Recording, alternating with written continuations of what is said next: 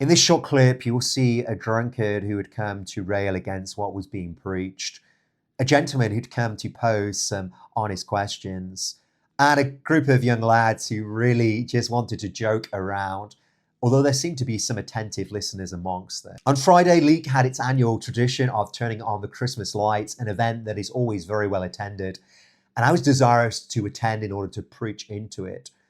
When I returned on Wednesday from preaching in the cold, I was quite ill. I spent Thursday in bed, and on Friday I was still feeling pretty weak and under the weather. But I've recently been encouraged by reading the account of a man by the name of Thomas Walsh, an early Methodist minister. He died at the age of 28. He had been a Christian for only 9 years, and he poured out his life in service to the gospel. At times, his close friends and family hid his clothes. They locked him in his room because they were concerned that he was placing his body through too much rigor in his service. And so I went, and God undertook, as he always does, with ample strength. God provided me a glorious opportunity to minister the gospel to so many young people, both one-to-one and later as the evening progressed before a growing crowd of young people who'd gathered to ask questions and to hear what was being communicated. What struck me was that when I go out on a Wednesday, often the older generation are those who can be quite hostile. They will curse, they will say obscene things to me, and often they will bring nothing productive to the table. But on this occasion, many young people, they listened attentively to what was being said. They queued in order to ask their questions in a very reasonable way. Unfortunately, my camera shut down early into the evening, and so I wasn't able to capture the main highlights of what took place. But over the course of the next few days, I'm going to publish 2 or 3 clips of encounters upon the streets. Hopefully they encourage you. If you enjoy this content, do please click the subscribe button and leave me a comment. Enjoy the footage. God bless you. You hate Muslims. Why? Well, she was younger than 12. Yes. She was 9. Married when she was 6 or 7. Like, I've got big... That's why you don't become a Muslim. But I've got big issues with Muhammad, but I love Muslims. Why? Because many Muslims, they are born into a society where they don't hear the gospel. They're not all terrorists. I've lived for 5 years in Pakistan. I see many Muslims who are very sincere. They have a genuine desire to please God, but they are misinformed. They've never heard the gospel. But you guys, you've been born into a society where you have access to the gospel. You have access to the gospel. So your responsibility to respond and live a holy life is greater than the Muslim who's been born in Pakistan. Sorry?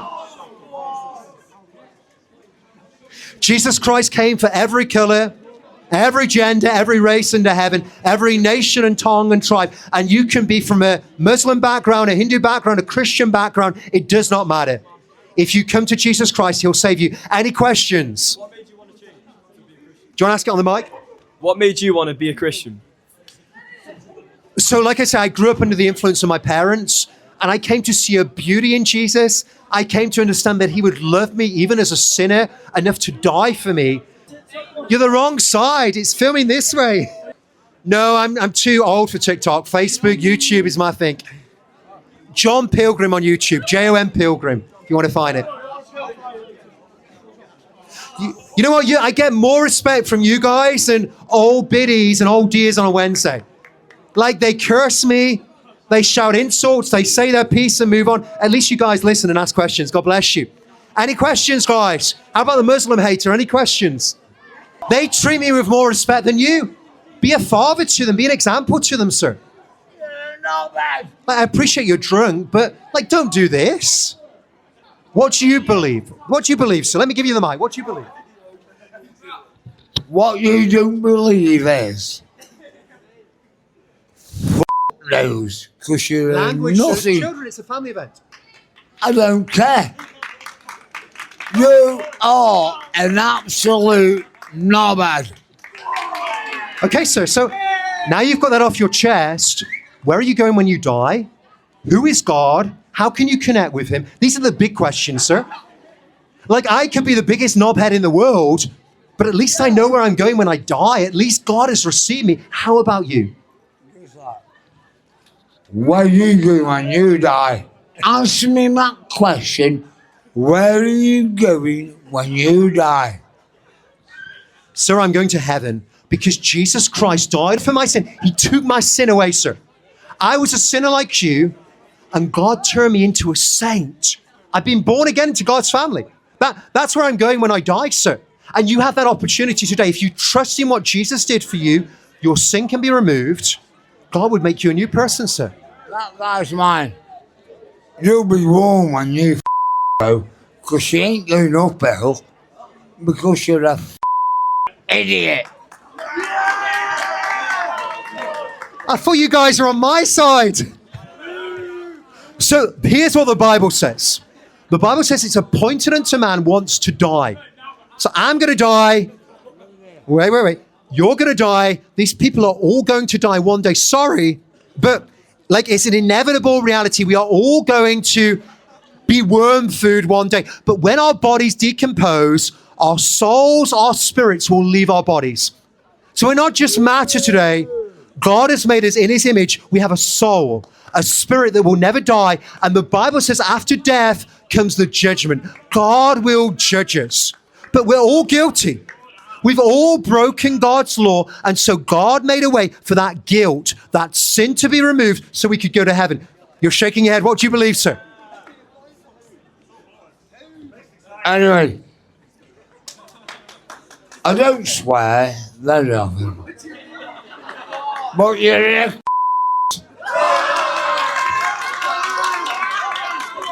Has anybody got anything more constructive to bring to the table? Like, can anybody make like kind of an intelligent point for Christianity, against Christianity? Like, we've heard the older generation. How about the younger? God bless you. There's 3,000 gods in the world. Why is your God real, but 2,999 aren't real? Well, there's actually far more than 3,000 gods. There's about 3,000 religious sects. More gods are real Yeah. than yours. So only in Christianity, so we can break world religion down into kind of like what, Hinduism, Islam, Sikhism, Judaism, Christianity. There's not that many.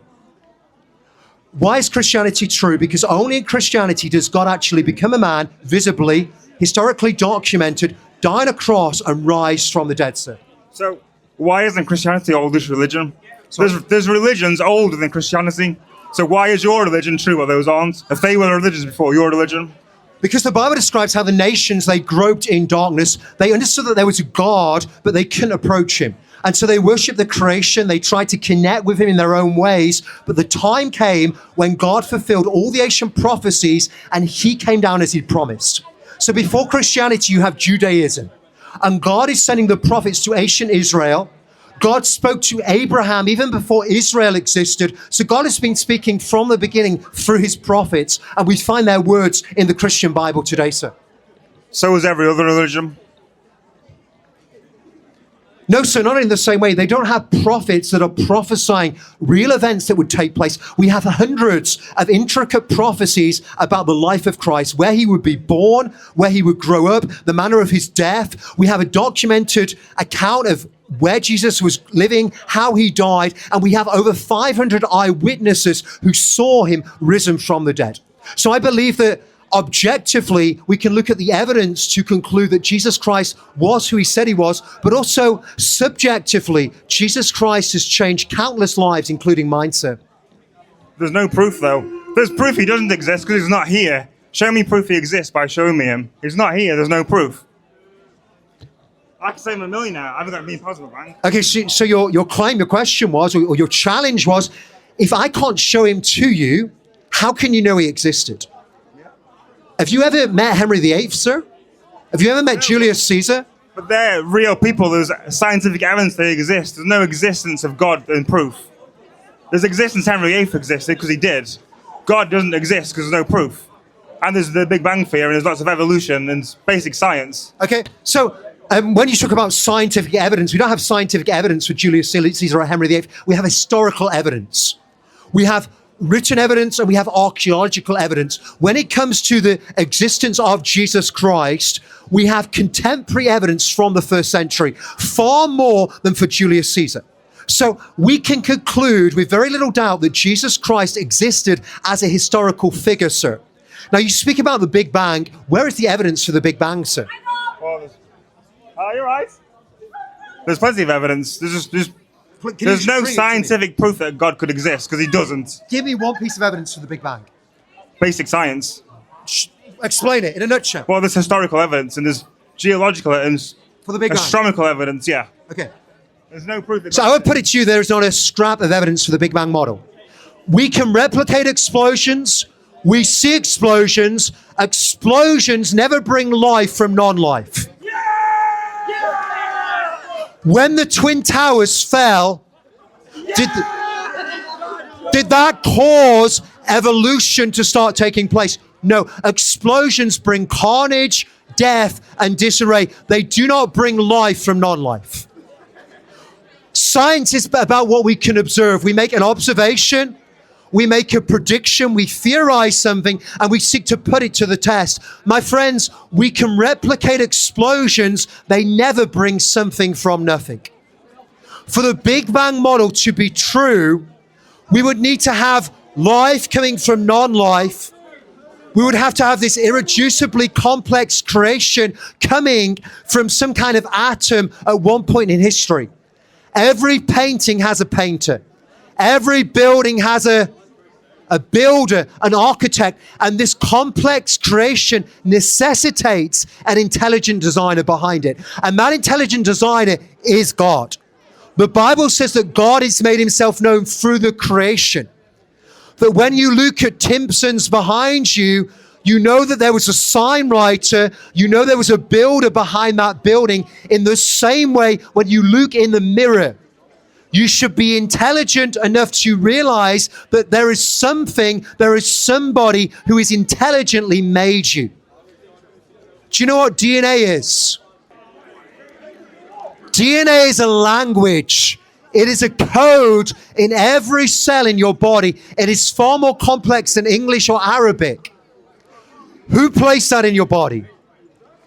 You have a conscience. You know the difference between right and wrong, but rape is wrong. Why? Animals do it. You know it's wrong to kill your friend and eat him. Why? Animals do it. We are not like the animal kingdom. God has made us in his image. We have a conscience. The ability to discern between right and wrong, sure. But it won't save you and get you to heaven. You need Jesus. You can get a selfie, but I want you to be born again in the image of God, and you would need no selfie.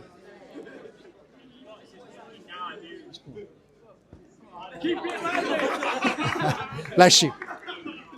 So guys, like, where are you going when you die? And how can you get to heaven?